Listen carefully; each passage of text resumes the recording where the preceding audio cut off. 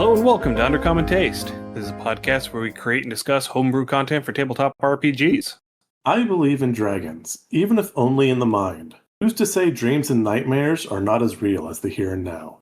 I'm Ian Woodworth. I'm joined by my co-host James Daly, and today we are diving back into our dragon episodes. We've got 2 episodes left of the Extraplanar dragons.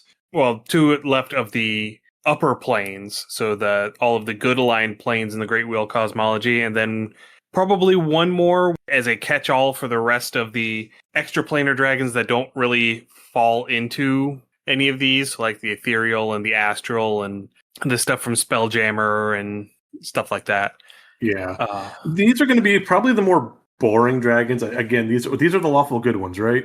Yeah, these are in the lawful quadrant of the good planes, yeah. Boo! I mean, what? Yeah. So, I mean, these are interesting dragons, and they definitely have some stuff to them. Most players, if they're going to encounter these, probably are not going to wind up fighting these. These are probably going to be like quest givers, lore givers, possibly like plot hooks or what's the word I'm looking for? Fulcrums for your story. Unless you're running an evil campaign, in which case then they can be a little interesting. But yeah, I mean, they're lawful dragons, so blech. Yeah. And as far as what they've got going on, the other batch of Lawful Dragons definitely has some of the more interesting ones in it. Especially the Elysian Dragon. I'm really excited to introduce Elysian Dragons to you, James, because I think you will enjoy them thoroughly. Yes.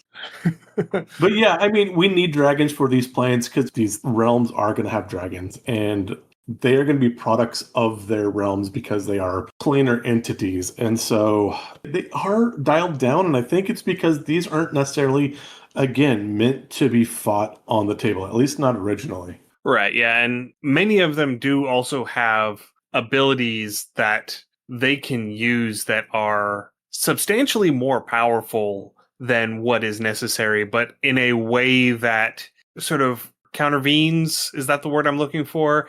That sort of prevents combat. Yeah. I mean, especially in the lawful quarter, they're not necessarily aggressive in the same way that most dragons are. Yeah, they're going to kind of block you with almost sheer will to display their strength and tell you that this wouldn't even possibly be a fight. They are going to de-escalate first and foremost 99.9% of the time because, again, they're lawful and they're good. They don't want to eat your squishy bits for the most part. Right. So let's go ahead and dive straight into this. As we did with the lower planes, I'm going to start on the upper planes with the Oceanus dragon, the dragon that lives in the river that connects all of the upper planes. So just like the Styx dragon in the river Styx that connects all of the lower planes, we have the Oceanus dragon on the upper planes in the river Oceanus. They are, like the Styx dragon, sort of this water serpent style dragon. They do have wings, they can fly, but they prefer to swim. They prefer to stay in the water and swim. And being an aquatic dragon, they have both the amphibious and the water breathing ability. So they're able to breathe underwater. They're amphibious, which means that they can stay out of water as long as they want. But they're going to prefer to be in the river. And as far as I could tell, the waters of the river Oceanus don't necessarily have any properties inherent to them, not like the river Styx. River Styx will actively destroy your memories, but the river Oceanus doesn't seem to have anything like that. And I don't know if that was just an oversight or if that was just TSR being boring in Planescape. But within Greek lore, Oceanus is just basically like it's almost like a lower sea realm. It's not Poseidon's realm, but it's also, if I recall correctly, Oceanus was one of the Titans. Was Oceanus a Titan? Oceanus was a Titan, yes. Okay. Because I was thinking that, the rivers through the underworld do at some point stem from or connect to Oceanus, but again, Oceanus itself, I don't believe had any intrinsic property itself. Right. Yeah, because they made Oceanus a god-level entity in Planescape. He's in Carcerai. He's on that lower level, that's the ocean level. That's where his temple is. And he's sitting there basically belly aching about the fact that he got deposed by the Greek gods and, contriving ways to try and break out of carceri and get his place back. He's really salty about the fact that Poseidon kicked him out and took his job. Yeah, so Oceanus is a Titan, but it's also the name of a world encircling Yes. river. Yes. Okay, yeah, that's what I was thinking of. So it's almost like the idea of a firmament. It's kind of like that. Yeah. Yeah. Okay. Yeah, we're going to have more than one example of that where there is an entity and then a place that has the same name as that entity. Yeah. That's going to come up again later on in the episode. Though honestly, I mean, at this point, we really should just name the Oceanus dragon Oceanus, because I mean, why can't a Titan be a dragon, right? Yeah. Oceanus wasn't really, as far as I could tell, at least within the mythology as it was touched on in the Planescape books, which is not the same as actual Greek mythology. They did take some liberties. So I don't know how Oceanus with the whole Titans thing happened in Greek mythology. However, the way that I understood it, the way that it's presented in second edition Planescape is Oceanus just happened to be cast out with the rest of the Titans because he was a Titan. He wasn't really in either camp. He was sort of like a neutral bystander, and he got thrown into carceri because he was a Titan. And that's why he's salty about it. Again, would make perfect sense. Yeah. So damn it, I didn't do anything. I would be salty about it too. Exactly. I'm just doing water stuff. Leave me alone. It's like, I was just doing my ocean god thing, and then I got kicked out of my temple, and some little upstart took my job. Get a little fork, gonna sit there and poke things. Shouldn't talk too much trash against Poseidon, because I mean we are dealing with the storm coming through, so yeah, but he doesn't really do snowstorms. Not so much, no. Yeah. I'm not sure. I mean, the Greeks didn't really have so much in the line of the snowstorm stuff, because I don't think you get a whole lot of snow down there that far down into the Mediterranean. You would on the mountain peaks. Again, much like you would, this is a complete rabbit trail, but much like you would on the Italian part of the Alps coming across. Right. The higher mountains and some of the islands you would, especially when you get to like Asia Minor and stuff like that. But within more of the Adriatic and the sea level parts, generally not. Yeah. So we might have to tap into the Norse pantheon. So you do have Demeter. And Demeter was a winter goddess, and she did freeze things. Yeah. Yeah, I guess that would be on par. Anyway, we're not here talking about Greek mythology today. We're here talking about Dargons. Dagrons. Let's talk a little bit more about Dagrons. So Oceanus dragons being entities of good, living in this river that connects all of the upper planes. They basically just spend their time patrolling the river looking for good creatures to help and evil creatures to punish. They're basically aquatic St. Bernards. Yeah, pretty much. That said, with that, again, like I said, these dragons were generally not going to be something you're going to fight, but they are going to be quest givers. They are going to be lore givers. They are going to be story hooks. So if your party comes in, instead of meeting in a pub, if they are all part of a ship and there's a shipwreck and they are all saved by an Oceanus dragon, that would make perfect sense to start a campaign with or a story with. Yeah.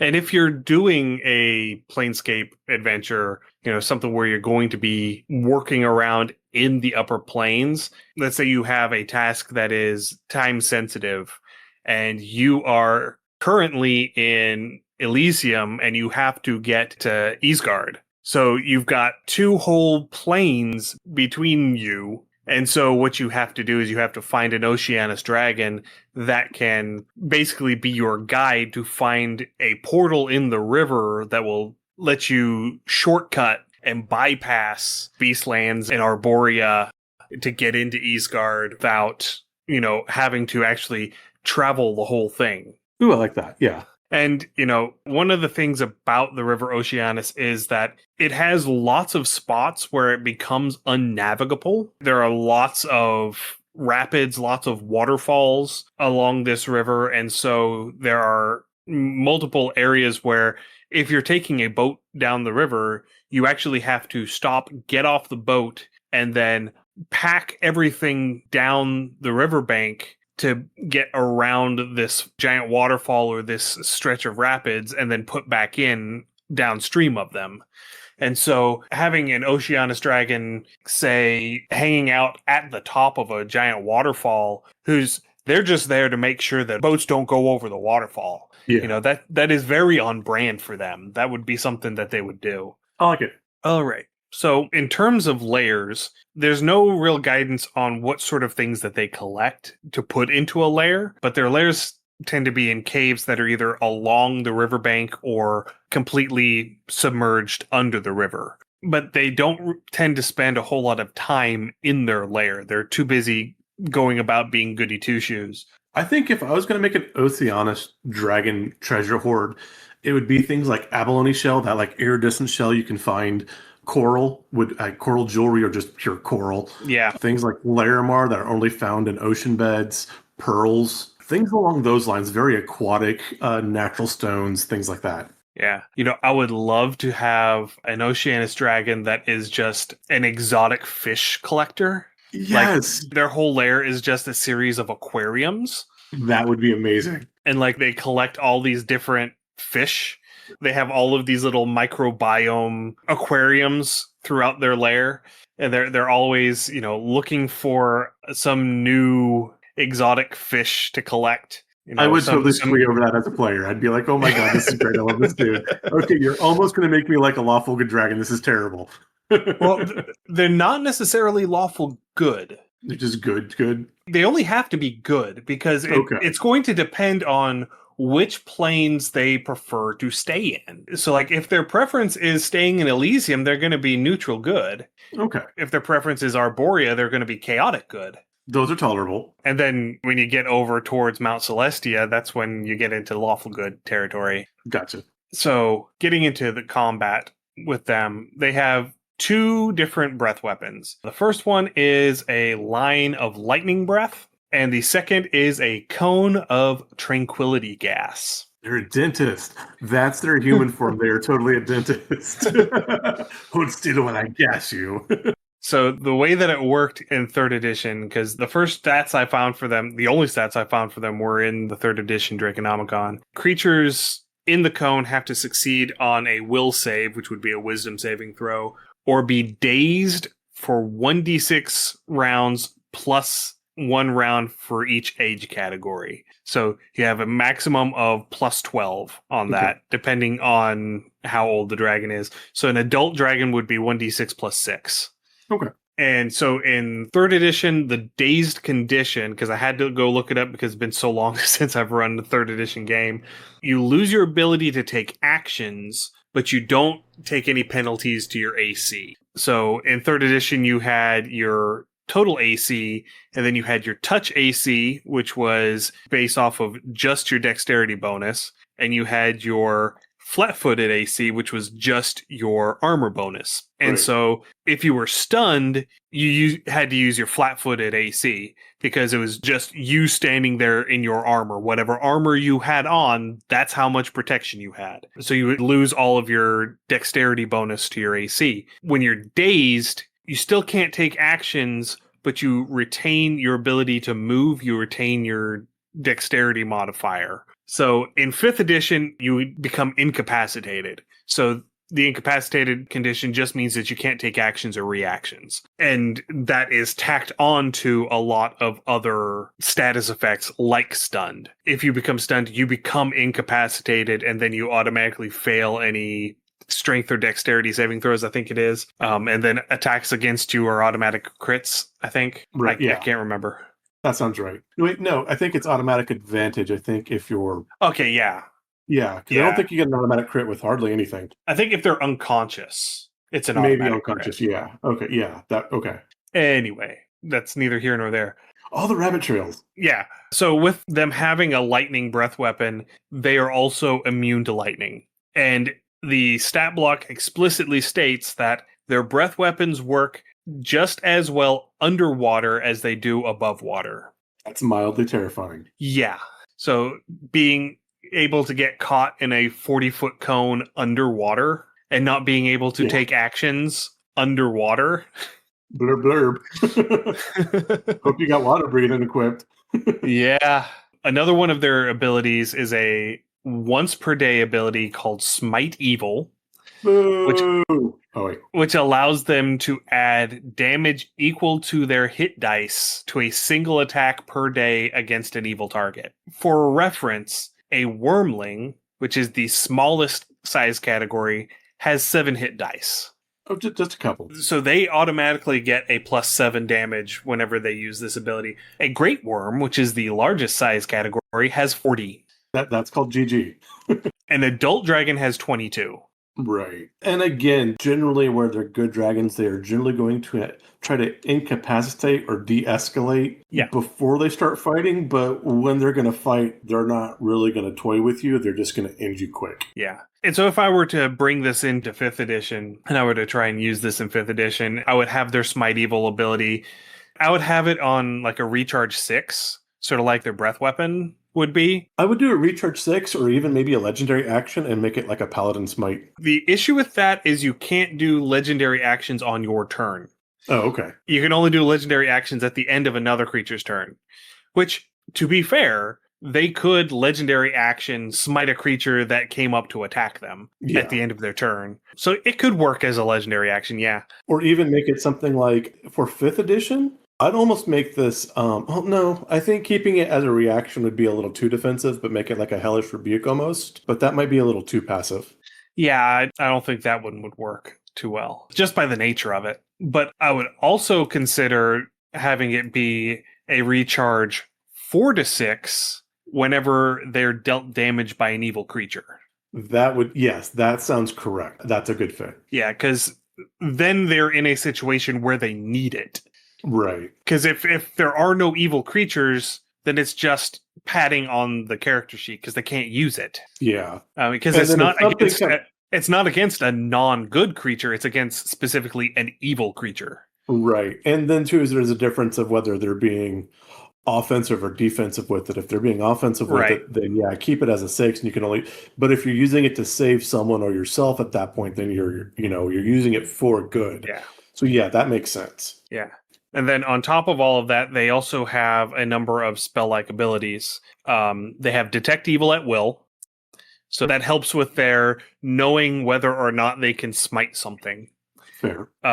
They have 3 times a day Control Water, Holy Smite, and Water Breathing. So that's how they're going to save people. Is, they see somebody drowning, they're going to cast Water Breathing on them so that they can get out. And then once per day, they can cast Control Winds, Dispel Evil, and Holy Word. And now Holy Word is a spell that I had forgotten about. It is a 3rd edition cleric spell. And oh boy, is it fun to use. So it is a 7th level cleric spell. And its effects are dependent on the caster's level in relation to the level of the targets affected. So if the targets in range have more hit dice than the caster, there's no effect. You have to have equal or greater hit dice than your targets in order for it to work. Easy enough for a diagram. Well, considering that only the Great Worms get this as a spell-like ability, this is an old dragon that is able to do this just inherently. That being said, I wouldn't put it past an Oceanus dragon to take levels in Cleric.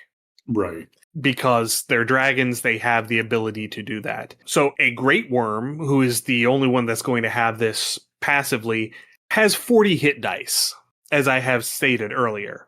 So there's not a whole lot that's going to end up unaffected by this. Right. That would be a party of 5 level 8s if they were players. So, I mean, that's still pretty beefy if it would try to hit the whole party at once. Oh no. This is per target. Oh, yeah, then GG. You're screwed. Yes, absolutely.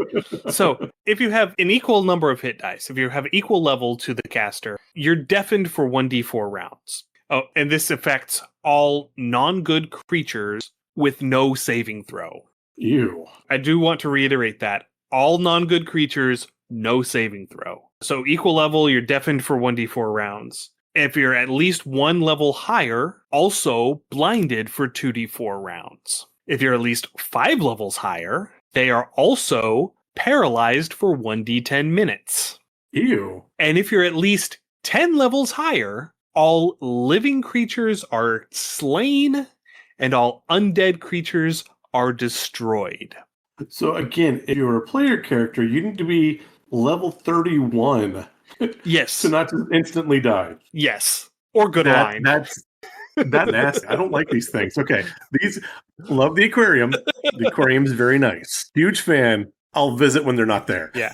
So this would be if you had an adult Oceanus dragon with the 22 hit dice, and let's say that they had enough levels in cleric to be able to cast 7th level spells, then it would automatically slay any player character that is not at least level 13. Yeah. Yeah, it would be rough. Alternatively, they don't have to use that effect.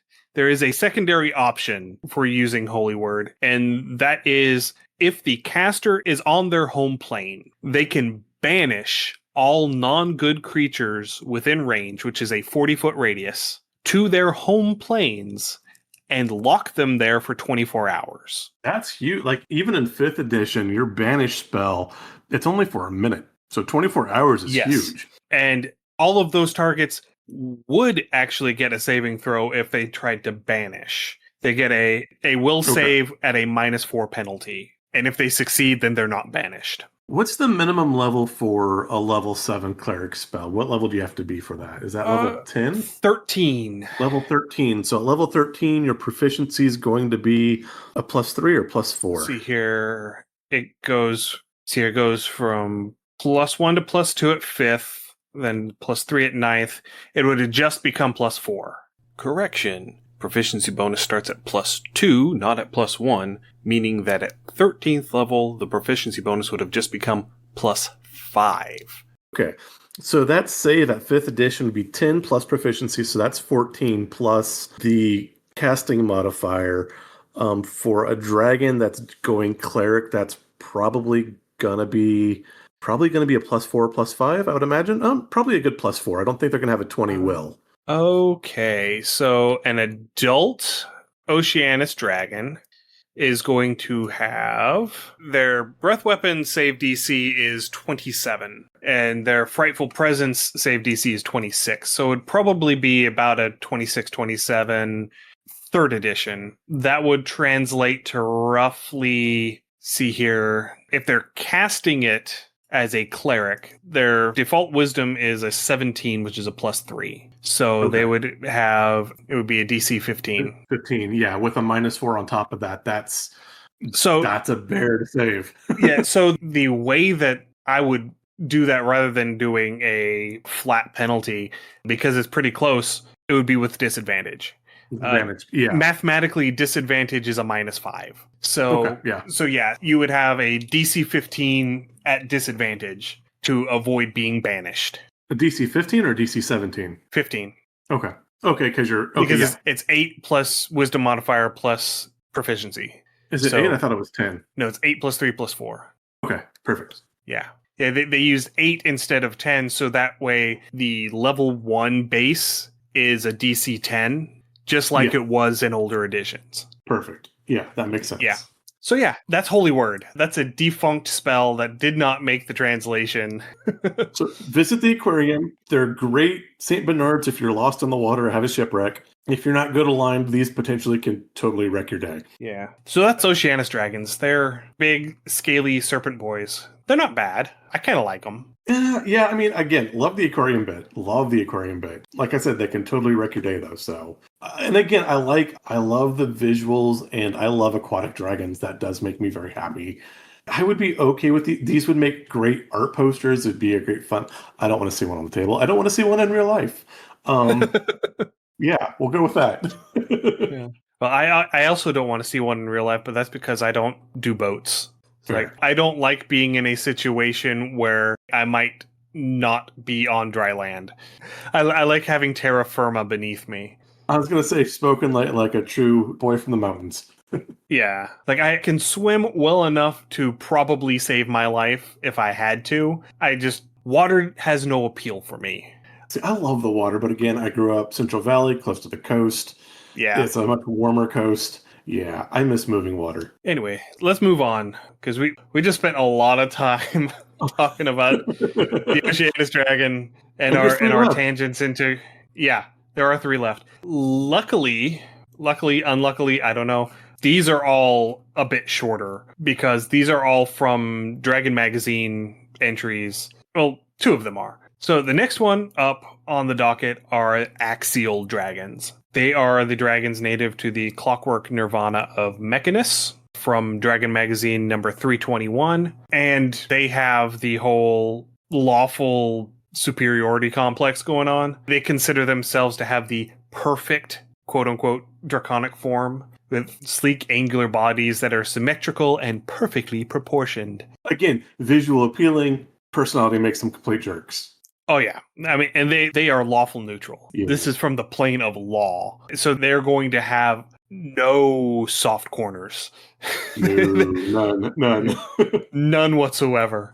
So each axial dragon has its own area of focus on what they feel should be perfected in their crusade to order reality. Some examples might include flawed gemstones, or anarchic civilizations, or illogical philosophies. One that was listed, again, this is Dragon Magazine. I think this issue came out in like 2002 when the RPG space was still fairly tone deaf in the mainstream. One of the other examples that was listed was the quote, correction or destruction of half-breeds. Ooh. And that is a problematic statement. Like, don't, no. Yeah. We're not doing that. That said, if you wanted to do this without the eugenics, Exactly. I could see one of these having a hive of Formians would make perfect sense. Oh, yes. Yeah, one of these as the leader of a hive of Formians. Yeah, someone who has an axial dragon that has made an alliance with a Formian queen. Yes. And those Formians would basically be like the Star Trek Borg, and they just want to go and assimilate and bring in things, and they are still... That is one of the things in later Star Trek lore, I think it was in Voyager, they go through, and the Borg, they assimilate everything because they are seeking perfection. That is their ultimate goal. So I could totally see these Formians, and especially with all the clockwork stuff, even having like a clockwork / cybernetic Formian hive would be extremely interesting to explore. Well, if you recall, going back, the third layer of Arcadia has been shifted into Mechanus, and there is an ongoing war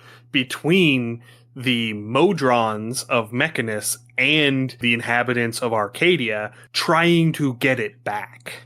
Right, exactly. And so I could absolutely see an axial dragon at the head of a colony of Formians on either side of this, honestly, because the Formians do have lots of colonies within Arcadia. And so if this was a colony that was already on this cog when it was still in Arcadia before it shifted, and they are instrumental in either forcing it to shift or in the resistance to try and get it back. Yeah. Having an axial dragon in that, because I can see it either way. Yeah, because this could be this dragon came into this Formian hive and convinced them to shift more logically and away from sympathy, basically. You know, apply more cold logic, and that shift towards law would be the thing that was just enough to tip it over the edge and force the shift. And so they are at the heart of this. Oh, they are the straw that breaks the camel's back? Yeah, they are the anchor that is holding this layer of the plane in Mechanus. Oh, I love it. And so the Modrons are coming in and are basically like this skirmishing force to just try and keep the resistance fighters occupied long enough for the Formians to expand to the point where it is properly anchored and permanently attached to Mechanus. Okay. And then on the other side, I can see the plane shifts and this axial dragon finds this colony of Formians that just got ripped out of Arcadia. And they're sitting there saying, no, my job is to order reality. and this does not belong here. And so it is my job as an entity trying to order reality to put it back where it belongs. And so they are working with the Formians to try and push the Modrons out in order to shift it back to Arcadia. Yes. Again, in our copious time, this would be another really fun one-shot. Yeah, and that is a much better way to do it than eugenics. Yes. Please do not use biodeterminism and eugenics at your table. Please. Yeah, we're beyond that. We've grown up. We've learned. We're better people. Let's move on. So one of the interesting things that they did point out in the article is that if wounded, once the wound heals, an axial dragon never scars. Oh, that's kind of cool. They will never have any marks left to indicate that they were ever wounded. In that quest for perfection? Yes, which would make a very interesting plot point again if, say, they were wounded by a cursed weapon or something that did leave a scar. Ooh, nice, yes. And so now what they're doing is they're searching for a way to cure it, a way to heal themselves, a way to fix their imperfection. Nice. Yeah, let's stir up the pretty boys. Let's do it. Yeah, I'm all for it. Is that the Toreador in Vampire the Masquerade or the Tremere? I always get those two mixed. The Toreadors are the beauty, the ones focused on beauty, yes. Let's Nosferatu the Toreador. Ooh. That's low. That's low, James. And again, this is why I do not belong on the good planes. Yeah. Anyway, so from a visual standpoint, they start off as sort of a light blue, almost like a sky blue or a robin's egg blue. Okay. And then their scales darken as they age, eventually to like a deep purple. Nice. I like it. Do like the color scheme. Yeah. And Ian is fan of blue dragons. Yep. And they have a double pair of rigid fan-shaped wings. I'm not sure how that is expressed because the artwork in the article is only a partial and it cuts off like half of the dragon. I'm kind of picturing it like, the ornamental fans? They're almost like a semicircle. I could see two pair of those and maybe have them nested like dragonfly wings, perhaps. Yeah. Yeah, that's kind of what I'm thinking. But honestly, one thing talking about visuals and going back to what I said whenever we first decided we were going to talk about this, and how there has to be a clockwork dragon. Mm-hmm. What if one of them is convinced that their draconic form isn't perfect, like a body dysmorphia sort of way, and they are slowly replacing parts of their body with clockwork? Again, going back to that concept of having like a clockwork or even almost cybernetic Formian, this could be that dragon that's with the form, because it's trying to do to the Formians what it's trying to do to itself to achieve that perfect form. Yeah.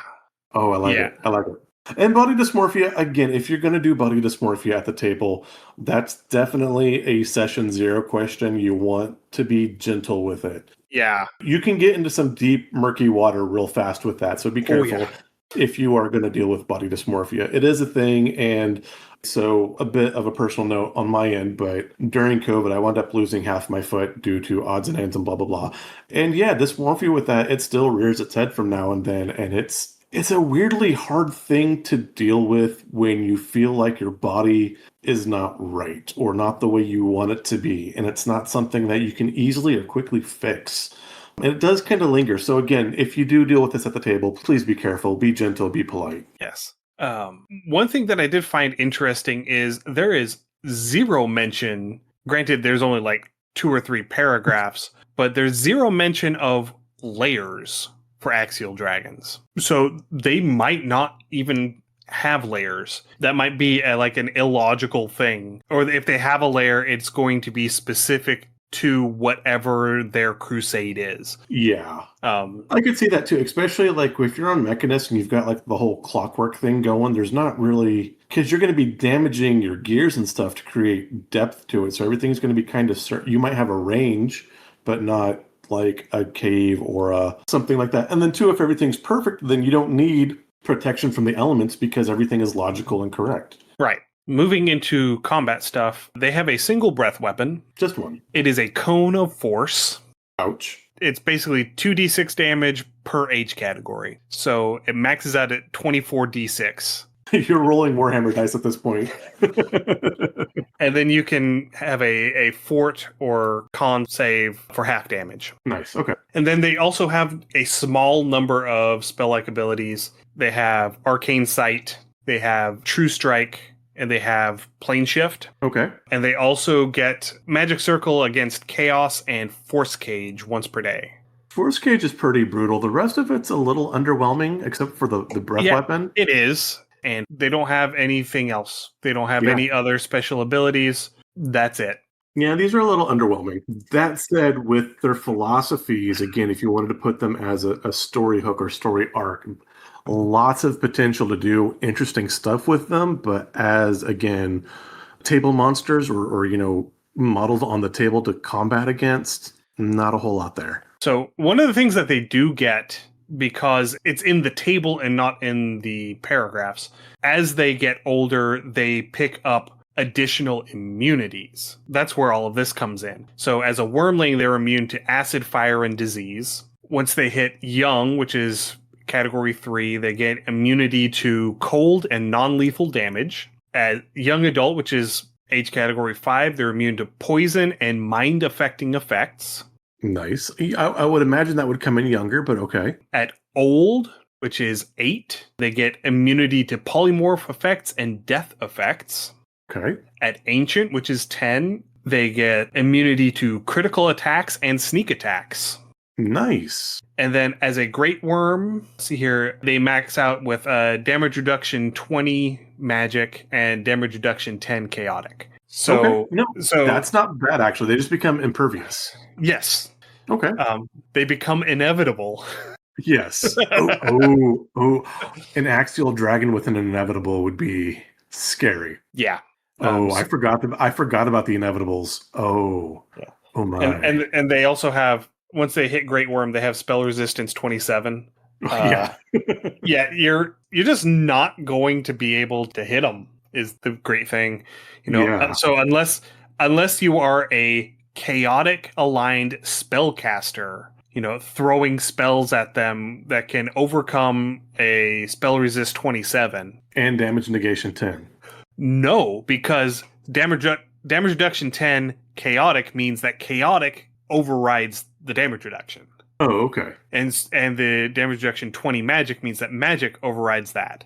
So If it's a lawful caster casting a spell, then they would have damage reduction 10 on that because it would overcome the DR 20 for magic, but not the DR 10 for chaotic. Perfect. And if it's a chaotic melee attack, then it would have DR 20 on it. Okay. Because it would overcome the DR 10 chaotic, but not the DR 20 magic. So yeah, that's the sort of things that they have going on. Rather than having a bunch of fun offensive abilities, they just turn into tanks. I like it. Okay, I appreciate these. I definitely like these more than the Oceanus Dragon's got a lot going for it, especially that aquarium. I'm on that aquarium. The actual dragons are assholes, but they're interesting. Okay, moving along. Next up are the Radiant Dragons. They are native to the 7 mounting heavens of Celestia. They are also found in the Draconomicon, originally in Dragon Magazine 300. These are the Great Golden Paladins of Dragons. Boo! And they glow. They literally glow. That's why they're called Radiant Dragons, because they glow. They're fireflies. Apparently they have scales the color of molten white gold. I'm not sure. You would know better than me because you do some lapidary and some jewelry stuff. Does gold hit a glow before it melts? You get a little bit before it melts, but not really. You get kind of a shimmer off of it, but not like that, like forged glow you would see. No. I guess what I'm getting at is it going to be like iron where it heats up to a yellow before it actually turns into a puddle? Or does it turn into a puddle before it gets hot enough to start glowing? I've not worked a lot with gold, with silver and different types of silver, and even with copper, it melts before it starts glowing. Like I said, you kind of get that like shimmer around the air because you are, You do get some atmospheric, and I mean, you're probably getting like some ultraviolet or infrared photon escape at that point, but you're not getting Okay. that visible glow. Okay. Because I remember from when I was welding, that was one of the dangerous things about welding aluminum, is that the melting point of aluminum is so low that it doesn't glow when it's hot and you're welding with it. I'm going to correct myself. Silver and copper, when you're annealing, does kind of get a rosy glow. You get a very faint pinkish red that comes off of it. And so you might get the same with the gold. It's not bright. It's very subtle. Very subtle. So like with iron, you can heat it up to like a cherry red or even up to orange and it still be a solid. And it's very hot, but it's still a solid. The other metals, you're going to get more of a blush. Aluminum, you're not even going to get that. Yeah, aluminum or like even tin just goes blip. Aluminum has a melting point of something like 860 degrees, I think it is. It's fairly low for a metal, and you have to hit something like 1100 or 1200 degrees to start getting a glow off of it. Yeah. And so you always have to hover your hand over any aluminum weld in a shop to see if it is hot before you touch it. Just lick it. It'll be fine. Because you can't tell by looking at it. Right. Hot glass. If you're welding steel, you can, because steel will have a red glow as it cools. But aluminum will not. And aluminum holds heat a whole lot longer than steel does. Yeah. So yeah. Just grab stuff that's fine. Just check with your hands. It'll be perfectly fine. So last tangent before we get back on to the dragon. If you ever see in a movie where they are casting something that is supposed to be steel and they're pouring it and it's yellow, they're pouring aluminum. The scene in Lord of the Rings where they're in Isengard and they're casting the swords for the Uruk-hai, when they're pouring it out, that's aluminum. Yeah. That's not steel. Because in order to get it melted to the point where it flows that well, steel would be white hot. Yeah. And it would also not cast well. You would end up having lots of inclusions and air bubbles, and no, you don't cast steel. Cast iron is a very special process, and you don't see cast steel ever. Yeah, no. Anyway, back to dragons. Radiant dragons. They have a pink blush to them. We can deal with it. Yeah, and they have a blinding glow that they can turn off at will. They can decide to not be a giant spotlight. Again, they're fireflies. And they prefer to lair in locations that get lots of sunlight. And they prefer things like gemstones and other brightly colored items that can catch and refract the light. I wanted to be the first person that presented a radiant dragon with a disco ball. I mean, the first time they ever saw a disco ball, that would be, you win. Absolutely, yeah. They absolutely have like the stained glass mobiles, where depending on the time of day, the image that is projected through by the refracted light changes. So they get different scenes as all the prisms combine as the day progresses. Yeah, they've totally got awesome. They've totally got one of those because they're a dragon and they can afford it. Yeah. Yeah, they are described as being staunch allies to those who exhibit nobility and justice and staunch foes of evil or chaos. Oh, that's it. I'm breaking their prism. Screw it. Ultimately, they have two different breath weapons. The first is a line of force, and the second is a cone of blinding light. So creatures that are caught in the cone have to make a fort save or con save, or be blinded for 1d6 plus age category rounds. A creature that saves is dazzled instead. And I had to go look that up. The dazzled condition just gives you a -1 penalty on attack rolls and search and spot checks. The only thing I can think of, what's the meme? I think it's like a unicorn or something that just vomits a rainbow. Potentially. Yeah, something like that. That's all I'm picturing with this thing is just bleh. And it's, what's the old spell? It's not dazzling lights. Prismatic spray? Yeah, prismatic. Yeah, that's kind of what I'm thinking when I'm saying blinding lights. I'm just saying prismatic spray, just bleh. Yeah. Which that is in the originals Baldur's Gate, which is a very old. I think it was made in like 95 or 96. And again, it has the graphics of a game that you would expect from that age. It's a great game, but whenever prismatic spray hits on the screen, it looks absolutely amazing. You know the developers had a ton of fun, like, oh, we're doing this. Right, yeah. So one of the other things that they've got is a natural healing ability. So this is playing into where I said that they are the great golden paladins of dragons. So they can use this ability a number of times per day equal to their age category. So again, a great worm can use it 12 times, an adult can use it 6 times. And they can cast spells like cure critical wounds, regenerate, or restoration. Damn, that's impressive. So restoration, I had to look this one up because I couldn't remember the difference between regenerate and restoration. Restoration restores lost ability points. Yeah. That's how you cure your stat penalties. Right. Now, does restoration replace lost levels as well, or is that greater restoration? No, that is greater restoration. Okay. But they can also do things like cure disease and remove curse and all of that with that too. Yeah. That is not a spell to sneeze at to cast 12 times a day. Right. No. And that is absolutely the MacGuffin for an arc. You know, Yes. you have somebody who has been afflicted by a magical curse, and so they have to go and find a radiant dragon to remove it. Yeah. But again, that temperament. Gotta love my chaotic characters. We're going to have an issue. And they can also just automatically dispel any magical darkness within 60 feet that has a spell level less than their age category. So if they are an old or older dragon, it doesn't matter what level you cast that darkness at. They're just going to walk into it and it dispels. Yeah. This would be really interesting if you were running an evil campaign and you had like a drow campaign and you're all in the Underdark, like in Mesobararian or however you pronounce that. Menzoberranzan? Yeah, or Menzoberranzan, or however you want to... Exactly. Whatever emphasis you want to put on the syllables.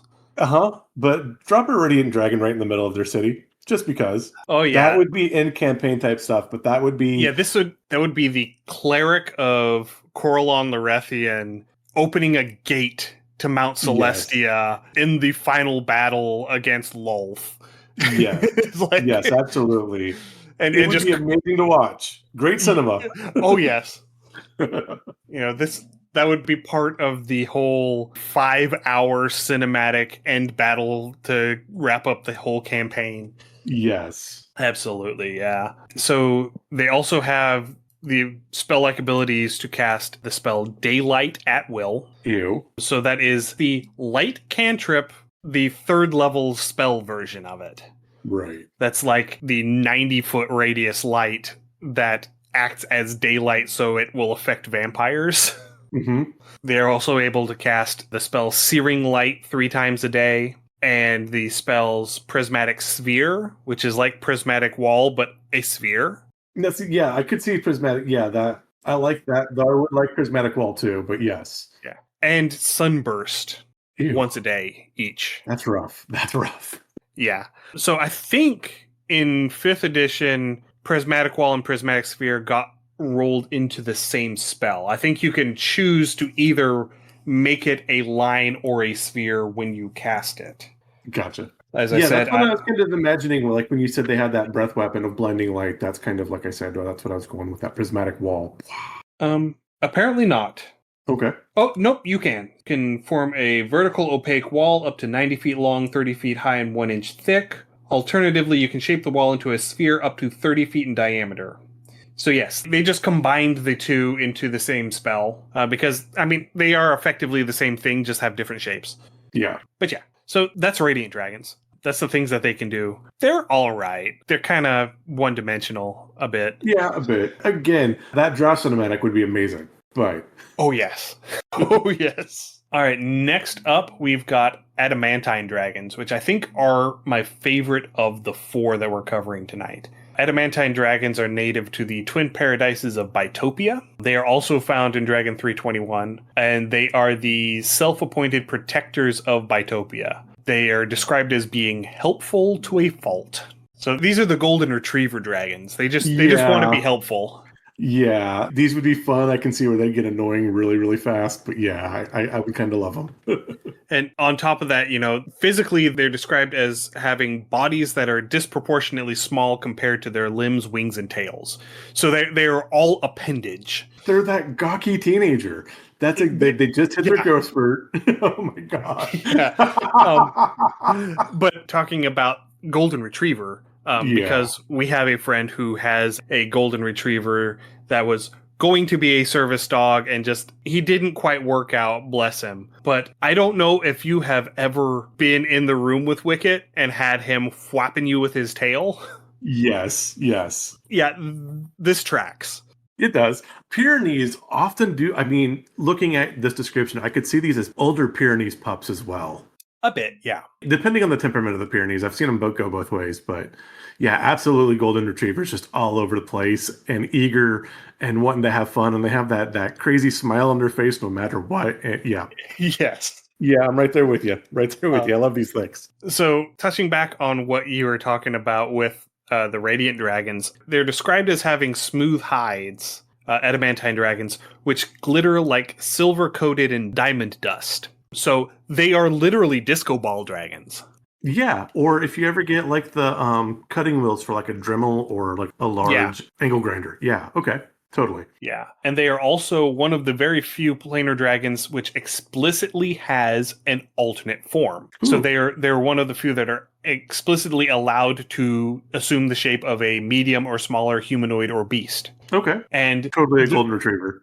Oh yes, absolutely. We're just gonna have ourselves an adamantine dragon named Doug. Nice. Like, I'm Doug. I'm Doug. Now here's the part where James is going to no longer like them, because Bitopia is the afterlife plane for gnomes.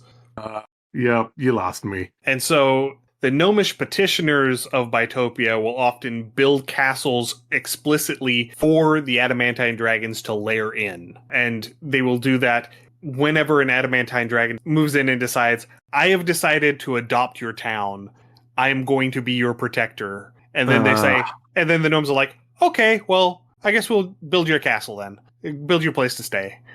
Boo, gnomes. I'll take an adamantine dragon, just leave the gnomes in their corner. We'll be fine. Yeah. Moving on to combat stuff. They have 2 breath weapons. The first is a line of fire. Impressive. And the second is probably my favorite thing of all time. A cone of hold monster gas. That's the first time I've ever heard of anything like that. That's really interesting. So creatures caught in the cone must succeed on a will or wisdom save or be held, regardless of level, for 1d6 plus H category rounds. So it doesn't matter what you are or how big and how powerful. Yeah, it doesn't matter. If you fail that saving throw, you're staying put. It's puppy breath. It's absolutely puppy breath.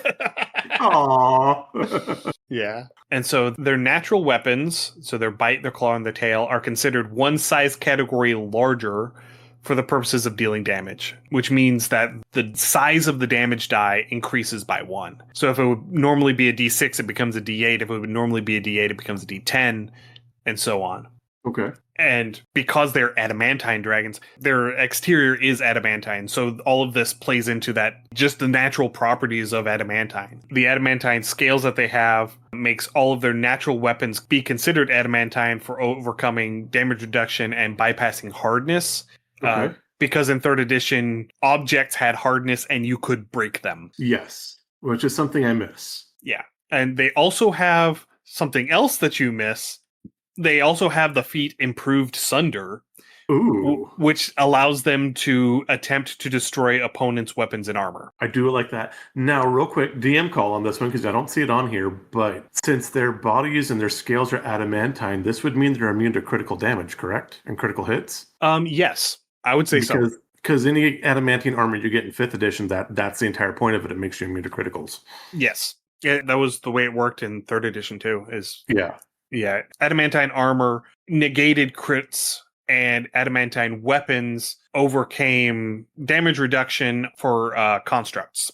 Yes. And dealt extra damage to structures. Yeah. Okay, those are kind of fun. I kind of like them. I'm with you. Of the ones we've done, these are my favorite. Yeah. Can do And without then, the gnomes, but no one's perfect. yeah. And then to finish it out, they have a number of spell-like abilities, including Mirror Image, Dimension Door, Dispel Evil, Banishment, Antipathy, That's a fun one. Power Word Stun, and my personal favorite, Reverse Gravity. Reverse gravity is brutal. Especially in Bitopia, Yes. because Bitopia, it is two layers that face each other, Yeah. and gravity is down from a line that separates the two. Yes. So the point of up for gravity is halfway between these two planes of Earth, basically. Right. Which, if you happen to run into one of these dragons up near the top of a mountain, where you're close to that threshold, and let's say that when you hit the edge of the reverse gravity, the edge of the reverse gravity happens to be that threshold. So you Then just go keep smashing going. out. Yeah. You just keep They're just- going. When they're just you pass through this radius of reverse gravity, you hit the shift point where you're going from one plane to the next, and now you're falling down, Yeah. but you're still going in the same direction. As trippy as that sounds. That is brutal. Yeah. And then you have the however many hundreds or thousands of feet to fall that you're not going to survive when you hit the bottom. Bye. Yeah. So yeah, those are the adamantine dragons. Now, the astute among you, the people listening who have paid attention to the map of the Great Wheel cosmos will realize that I skipped a plane when we were going through here. And if you didn't notice, that's fine, because I did talk about the plane a bit. But the plane that we didn't mention a dragon for was Arcadia. Yeah. The greater good of Arcadia. And that is because there are no native planar dragons in Arcadia. I don't know if this was just an oversight whenever they decided in 3rd edition to make planar dragons for everybody. They say that, axial and radiant dragons and occasionally adamantine dragons can be found in Arcadia, but most of the dragons that are found in Arcadia are going to be silver or gold dragons that are there in service to some god that has made their domain in Arcadia. Okay. And I think part of the reason why they didn't put one here, or at least I'm going to say this is part of the reason. Whether this is actually part of the reason or not, I don't know. I don't have access to the people who are working at WotC 25 years ago. Is that in 2nd edition Planescape, Arcadia was home to the god Marduk, who was called the Binder of Dragons and the mortal enemy of Tiamat. That would make sense. And in the events leading up to the transition from 2nd edition to 3rd edition, when they had something called the Orc Gate War and a bunch of the gods got killed, and so they ended up consolidating pantheons, and I think that they just did it because WotC wanted to get rid of all of the real world mythology and go into full fantasy pantheons for D&D moving forward. Again, yeah, that is understandable, because Marduk and Bahamut ended up getting combined into a single a single entity. Yeah. Marduk, well, again, if you team up, they are a single enemy, yes. Yeah. Marduk and Bahamut ended up getting combined into a single entity of Bahamut in 3rd edition. But in Sumerian/Babylonian mythology, where they came from, Marduk and Bahamut were very different entities. Yeah. Bahamut is Behemoth. It's the giant beast of the land. And Marduk was actually a heroic figure in mythology who slew Tiamat as part of the whole epic that he is a part of. Yeah. But he was actually a mortal hero. And I forget exactly what the call to action in that particular story is. I need to find it and actually read it. But yeah, so that's neither here nor there, because we're talking about D&D stuff. So Marduk's domain within Arcadia was also called Marduk. He was a very creative individual. Naming things is hard. It is.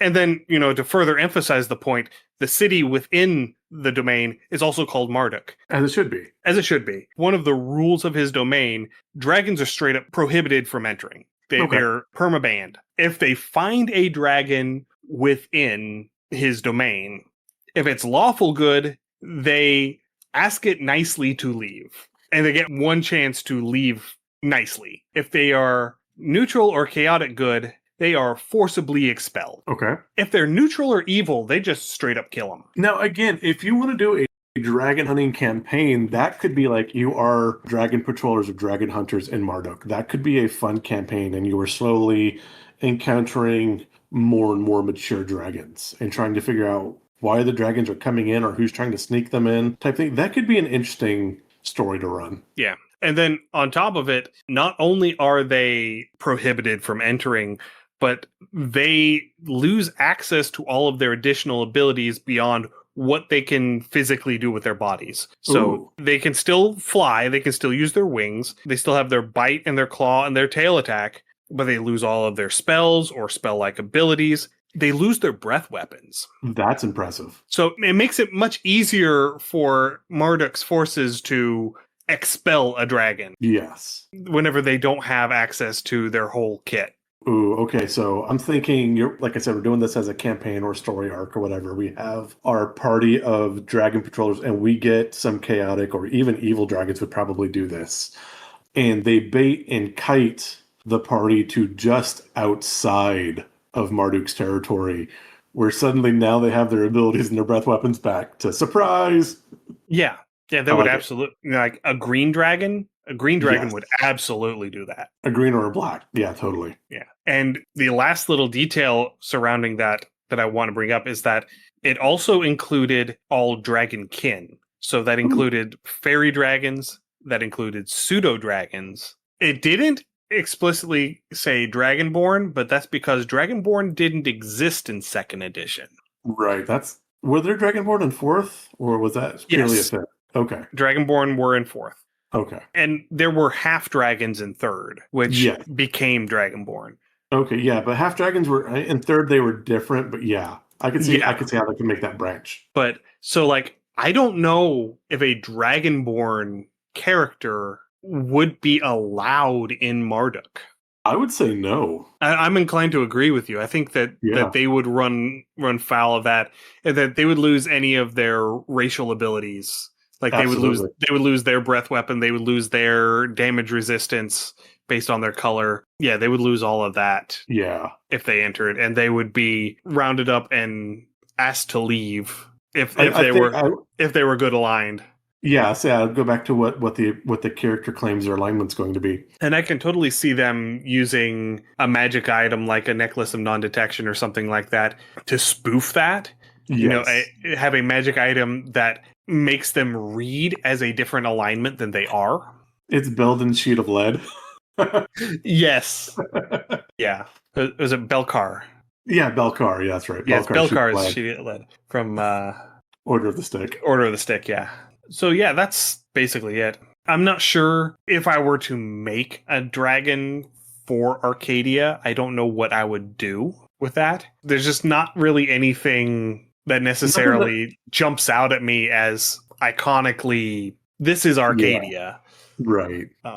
And Arcadia has lots of its own problems in 2nd edition Planescape. We don't need to put a dragon in there. I mean, dragons can go in and out, and that's fine. I mean, if it doesn't have its own dragon, it's not really missing a whole lot because it has a lot going on. Yeah. And like I said, it is the only one of the Outer Planes that doesn't have a native dragon. Well, that's what makes it special. I suppose. But anyway, that's where we're going to wrap up today. It ended up going a little longer than I thought it would because we went on rabbit trails like we do. As we do. Yep. So thank you, everyone, for listening. If you have any comments, suggestions, or ideas, send us an email undercommontaste@gmail.com or come join us on our Discord. You can find a link to our Discord on our website, undercommontaste.com. You can also find links there to our Patreon, patreon.com/undercommontaste, and our itch store, undercommontaste.itch.io. This is your first time listening. Again, we're very happy you found us. You can find our other episodes, including our other discussion on Planar Dragons, on your podcatcher of choice. Just search Under Common Taste. And as a reminder, everyone, the Solo But Not Alone 6 bundle is now live. Huzzah! There is a link for it in the show notes. Please go and pick up your copy of the bundle. It is 90 games for $10 to support the charity Take This. Great charity. Please go and support them. I'm not sure what we're going to be talking about next time. We're probably going to do at least something before we get into the last episode of our dragons, but it'll be a surprise. We'll see what it Hurrah! is. So stay safe, everyone, and we will see you again in 2 weeks. Happy gaming. Thanks for joining us for another episode of Undercommon Taste. Our theme song is Massacre Anne, written and performed by Mary Kroll and used with permission. You can find Mary online at marykroll.bandcamp.com or on Patreon at patreon.com/Dr. Mary C. Kroll. Our logo is by David Sutherland. You can find more of David's work on deviantart.com/David Sutherland or on instagram.com/Willex_73. We'll be back in 2 weeks, so stay safe, and we'll see you then.